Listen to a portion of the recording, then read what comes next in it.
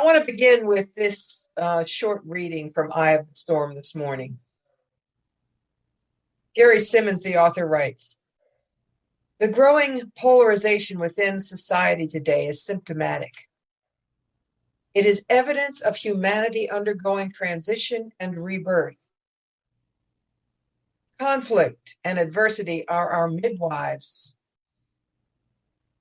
Our painful labor becomes ever more excruciating as we struggle to reconcile our human frailties and character defects with our innate wholeness.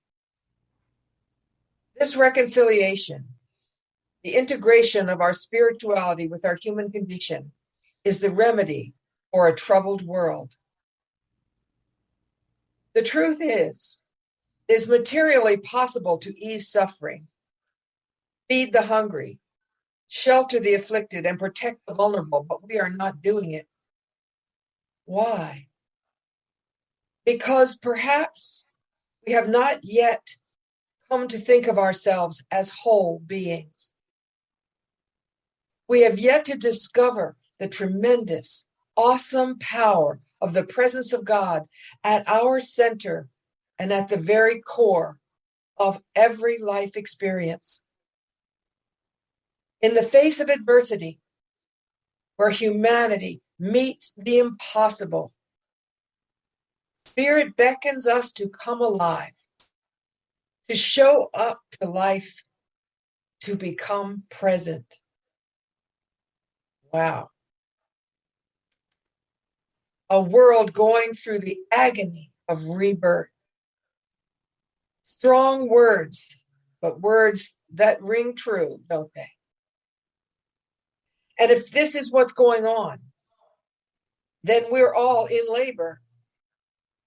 And the only way out is through. How many mothers, when approaching the labor and delivery of their first child, have thought, "Help, let me out of this, I've changed my mind," only to be met with the knowing nods and compassionate smiles of other mothers. And yet, as it turns out, the birth is not the hardest part. Before my oldest was born, I remember thinking that raising a child was not going to be that big a deal. After all, if it were, why would everyone keep doing it? I knew being a parent would mean making a few adjustments, but I was too naive to realize that every single thing in my life would radically change. Priorities would immediately shift. Relationship with my husband, family and friends, values, career, schedule, financial decisions. I thought we'd be able to figure out how to fit the care of our baby into our already busy lifestyle. Adjustments. Really? Little did we know that there would now be a new boss running the entire show. A tiny, precious, adorable tyrant. Right from the get-go, it was kind of amazing to discover just how little sleep a person could get and still function. Day by day, my husband and I came to understand that we had entered a whole new reality. I won't say it ever got easy, but we did learn a lot, especially about ourselves, and slowly and gradually grew into the challenge. Evidence of labor pain is all around us. Everything is changing. Without our permission, I might add. We who love our individualism and our independence so much are being told by the authorities that we must comply with a whole new set of ground rules. It's painful. We don't like it one bit. And some of us are not behaving very well. I remember the time during labor that my sweet husband tried to help me by putting a cool washcloth on my forehead, which I immediately tore off and threw at him. Not my finest moment, because in that moment, my thought was, this is all your fault. So we're having to make adjustments with a capital A. And yes, we're polarized, mainly because we're mad about the pain. Many want to go back to the old ground rules. We want to go back to that pre-pregnancy reality. We don't like having to look at who we've been and the part we've played in creating a world so full of injustice and anger. Yet the ironic truth is this: we're all in it together, and there's no going back. Together, we're birthing a new reality, whether we feel like we're ready for it or not. And as painful as the labor is, it's just the beginning. The new reality, if it's to be more just and kind than the previous one, is going to require that we, the parents, change at depth. We're going to have to grow up just a little bit more. And just as Gary Simmons is trying to tell us, growth does not begin by changing our circumstances. The prevailing belief that once we get control of the outer things we don't like, we'll finally feel safe and okay, has got to be let go, mainly because it's just not the truth. It's like crying out from the pain of walking across a huge field of hot coals, screaming for someone to put a cover over the coals to keep our feet from burning. It never occurs to us, right, that we could just put on shoes. Lasting change in outer conditions can only arise out of a new consciousness. One of my most memorable moments in rereading Marcus Borg's books for Todd's metaphysics class was the statement, for Jesus, compassion was not just a personal thing, not just a feeling. It was a social and political statement and value, which got me to thinking about far-right conservatives. Folks I believe I have little in common with, to be honest. But then I thought, why, all of us are having the same problem. We feel deep down that everything we know, value, understand, and have based our lives on is slipping away. Fear of the unknown is everywhere, in everyone to some extent. We sense that we are in uncharted territory, traveling with people that we're not even sure we ought to trust. How could this not cause us to feel desperate? All of us, at some basic human level, want things to go back to where they were, to a framework that we could understand, and with a territory, though full of problems, that we knew how to navigate. Surrendering to change at this level is an awesome challenge for all of us. Under conditions like these, compassion becomes a matter of life or death. Because none of us is going to get across this desert alone. We need each other now more than ever before. Slowly, we make progress, though, in this labor process.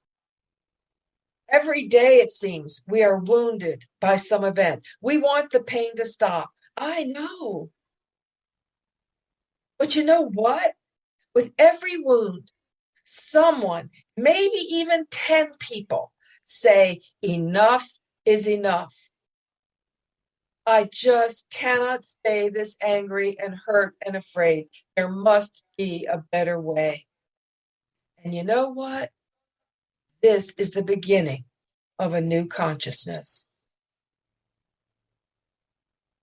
Again, my thoughts turn to brother Jesus, to his agony in the garden.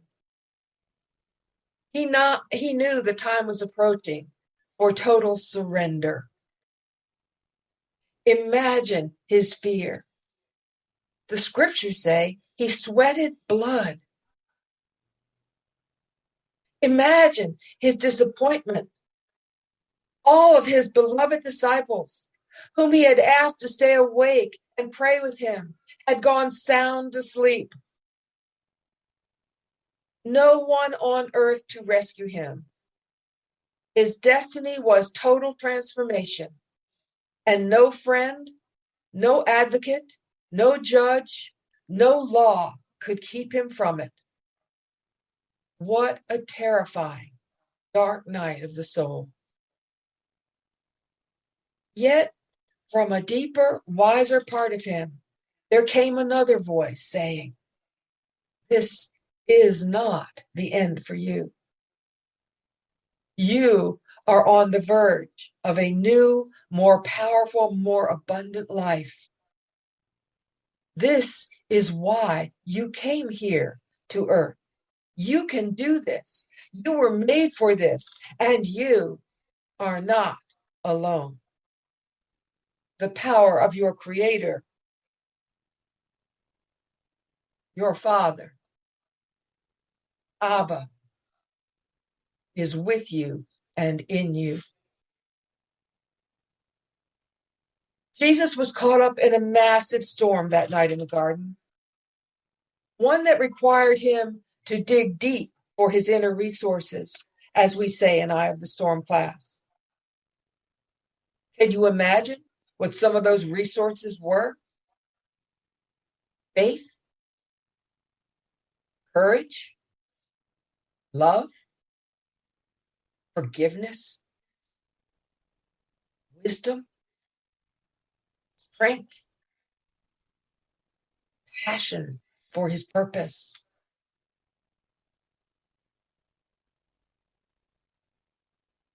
We want an easier, less painful way, I know. And our efforts to run away from this excruciating time of transformation, we want relief, distraction, someone to blame. We have thousands of ways to avoid pain. Yet at some level, we know that healing and growth are going to take time. There are just so many things we haven't wanted to face. They've piled up. Like all gestation processes, whether physical, emotional, or spiritual, the process can seem endless. And labor, it can seem even more endless. But then suddenly there is a transition, and voila, the new child is here. A tipping point is reached, and then the new birth happens seemingly quickly. Compassion says we all go through this process in our own way, depending on our personality, our life conditions, our level of spiritual readiness. Reminds me of an analogy from Pema Chodron's wonderful book, When Things Fall Apart. She says we need a lot of space because we all have our own way of dealing with problems. Some people cut their finger and refuse to acknowledge the injury. They just sit there and bleed all over their clothes.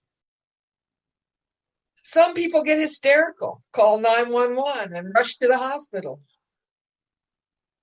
Other people do not want anyone to know they are wounded, so they cover the cut with a designer bandage that matches their outfit.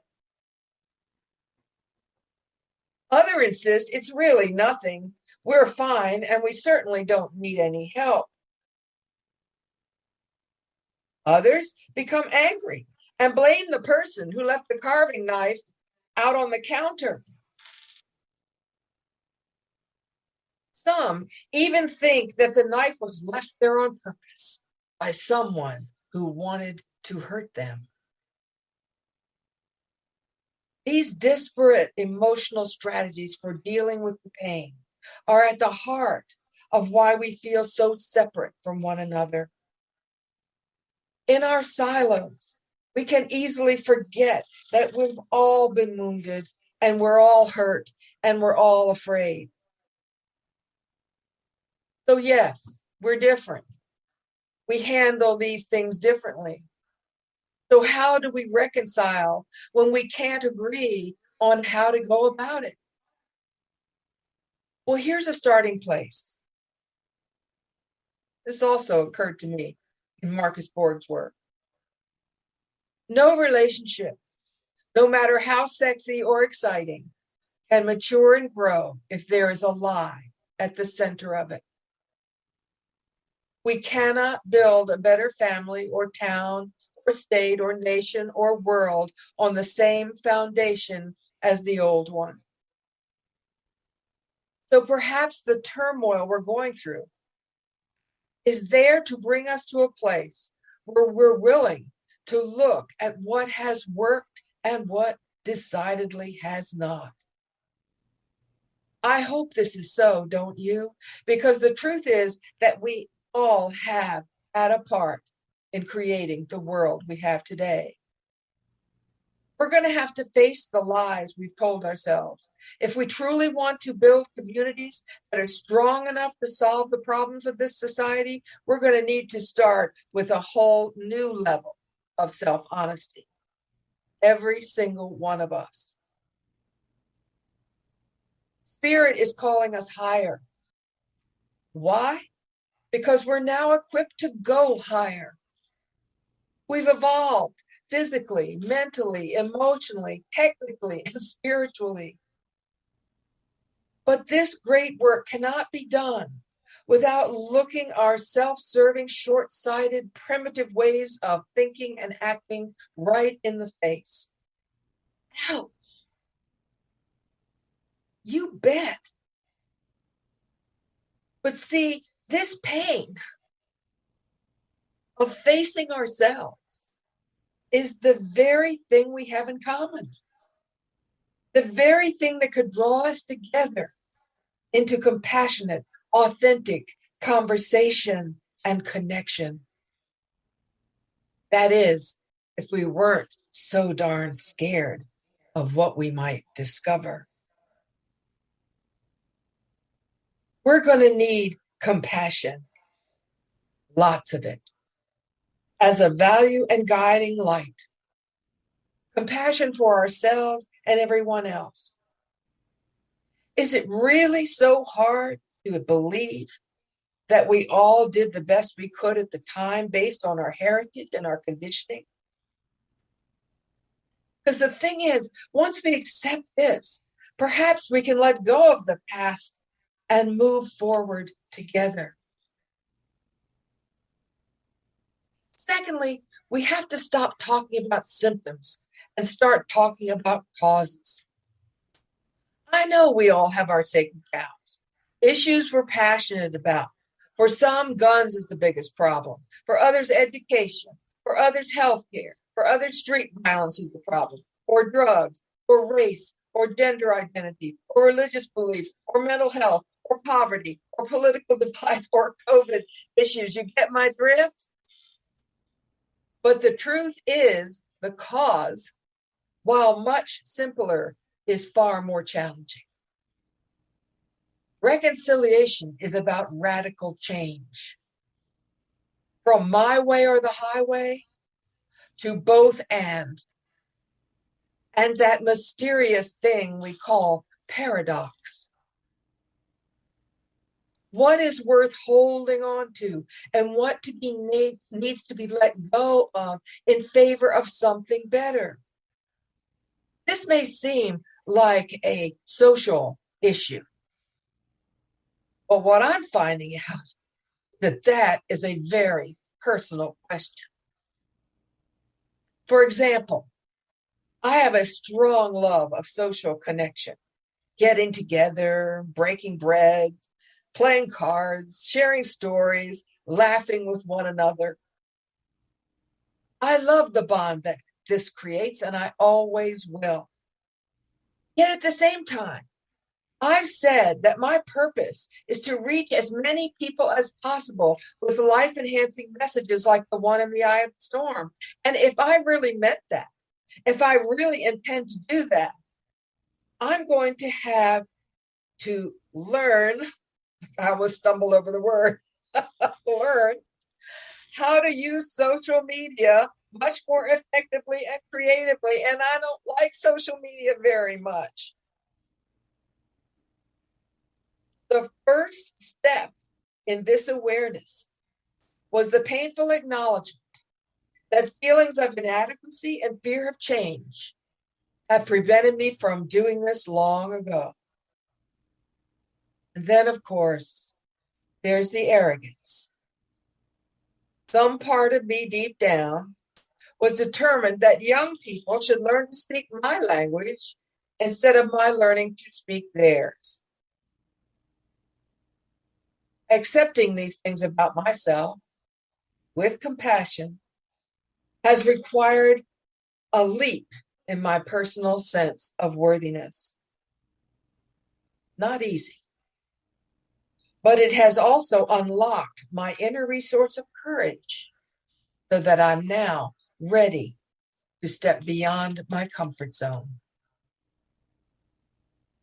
So the work begins at home. But we can help to foster reconciliation by helping other people begin to see themselves differently too, as powerful creators and loving souls, eminently worthy of abundance and love and economic security and fair treatment under the law and productive work.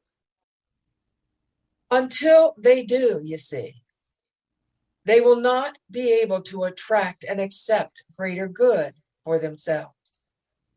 It's like walking around crying about what we don't have with a target on our backs labeled, "Give me more," discrimination, abuse, hunger, violence, etc. And until the gifted and privileged among us see themselves as people who came here to make a difference and therefore are willing to share their talent, love, wealth, and time, they will remain silent, smug, and passive. Or at least they will continue to take only old, stale, ineffective action. Despite our delusion of separation, I will say it again and again, we are all in this together. We will rise or fall together.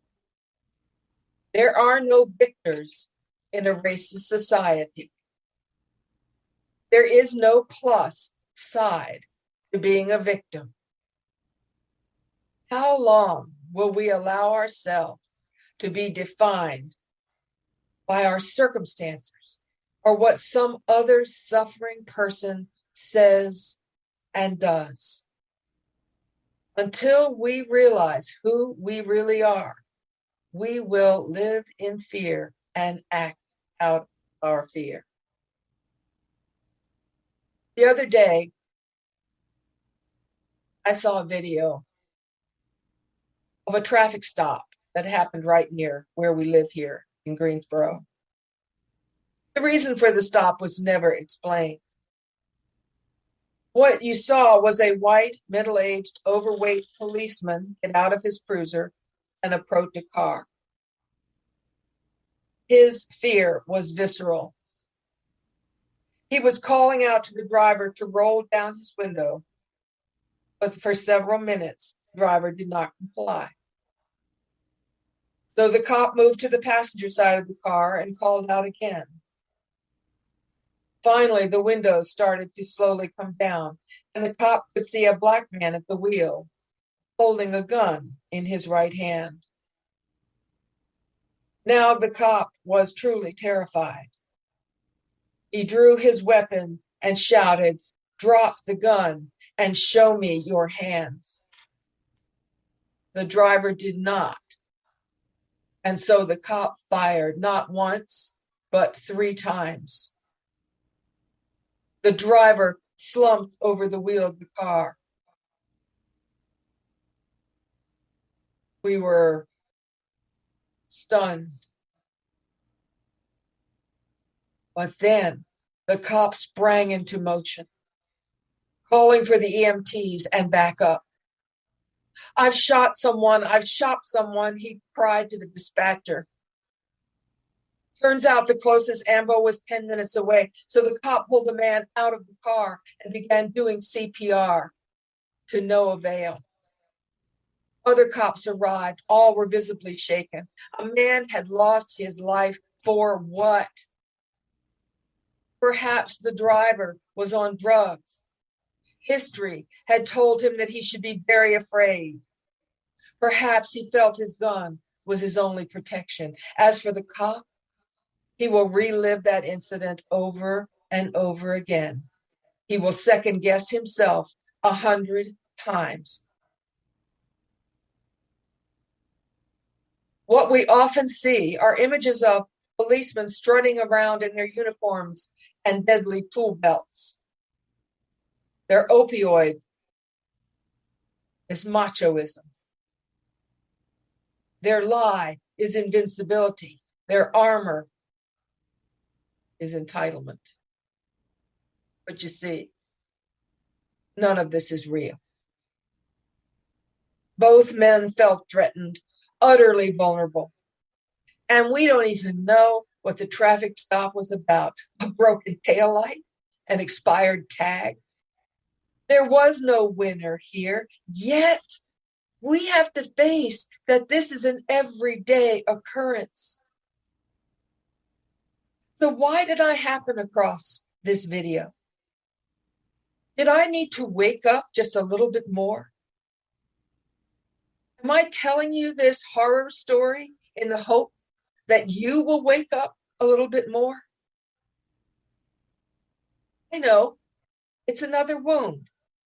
Yes. And also another contraction, perhaps bringing us all a bit closer to the moment of birth. With each painful wound, perhaps another small crack could open in our wall of denial and shame if we have the courage to allow it. Fear keeps us small and reinforces our sense of separation. When we perceive a threat, we have another opportunity, though. We have the opportunity to stand up to that fear. This is an important moment because even if we succeed in circumventing the dreaded encounter or prevailing against someone else, while we may have accomplished our goal to feel safe, it is at the expense of cementing our suspicions into facts.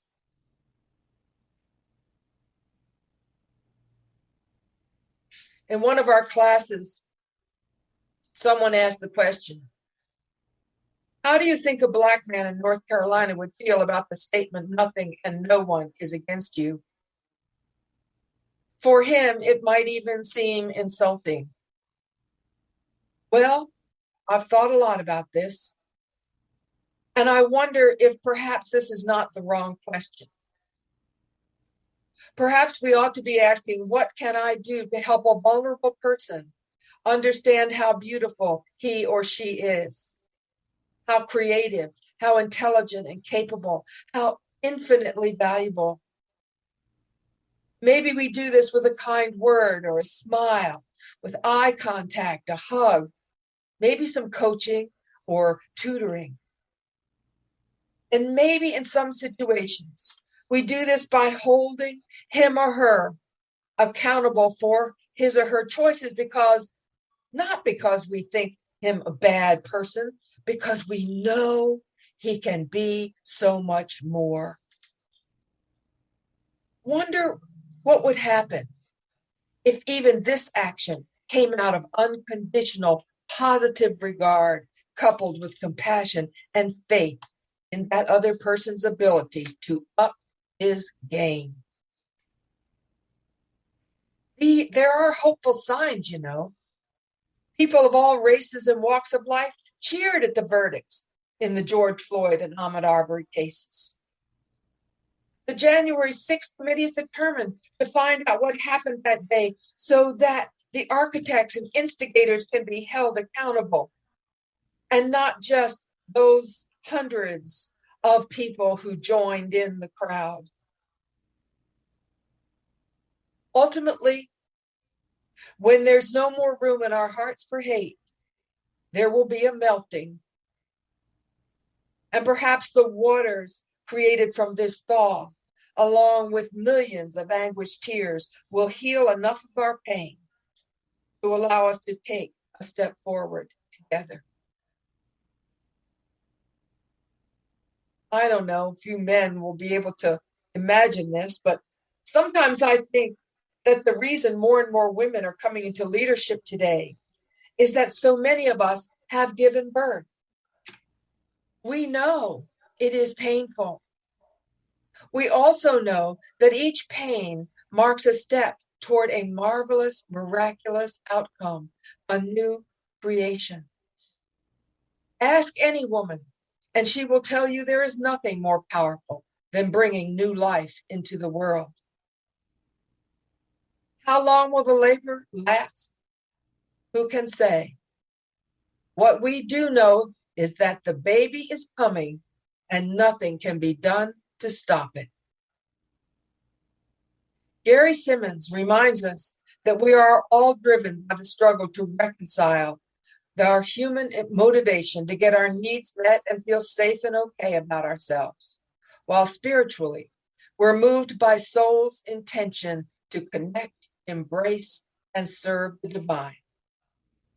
The tension between these two forces, he says, brings us to the edge of our resourcefulness in moments of challenge and change. So my message for all of us this week is this. What do you say we take on the conflict instead of running away? Let's go to the mat with Unity's first principle. Let's grapple with our own critical stories and judgments of ourselves and others. Let's face our fears and own all that they have caused us to say and do, or not say or do. Maybe then, embracing each other, holding hands, looking each other in the eye as brother and sister, we can finally let it go and return our consciousness awareness to the greater story, who we each came here on earth to be at this exact time with our unique personality, talents, gifts, and spiritual resources. As we face those smaller, sadder stories, it will be easier and easier to step into the larger, more powerful one. Reconciliation. Both are you. Both are me. Both are our journey. Yes. So, okay. Perhaps there really is nothing wrong in the big picture. It's all about it's all about accepting that it's all going to take a lot more time than we thought it would. So let's hang in there, right? Let's go deep. Let's stop carrying on about outer conditions and start working on that inner reconciliation that we all so desperately hunger for.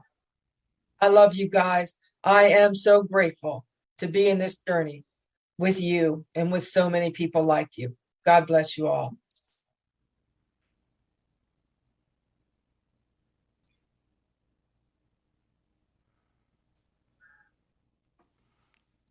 We know this song as the prayer of St. Francis. We know it as the chant, "Make me a channel of your peace, an instrument of peace." This one is by Amy Sky, called "Instrument of Peace."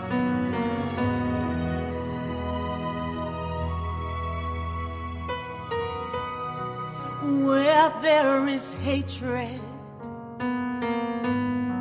let me bring love. Where there is doubt, let me bring faith. Where there is falsehood, let me bring truth. Where there is pain,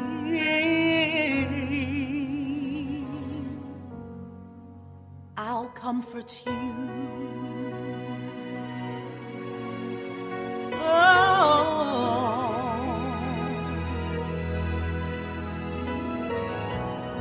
Where there is silence, let me bring praise. Where there is despair, let me bring hope. Where there is blindness, let me bring sight. Where there is darkness,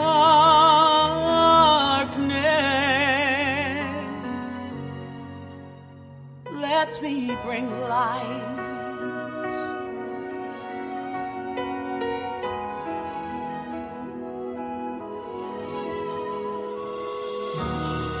And with these words I speak,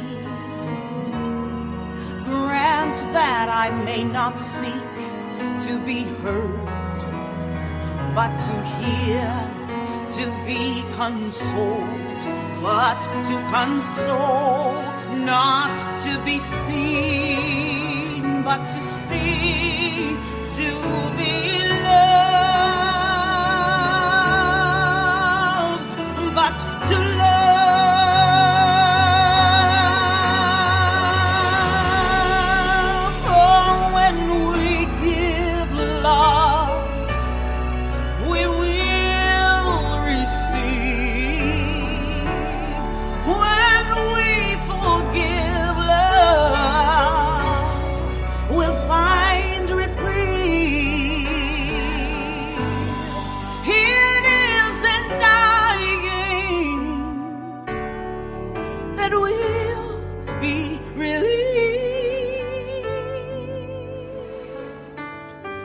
Make me an instrument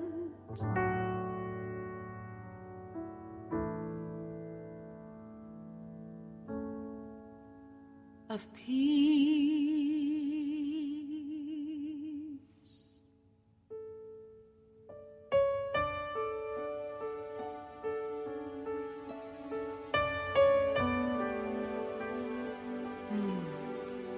Make me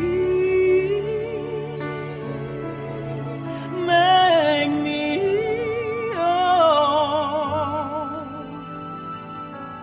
make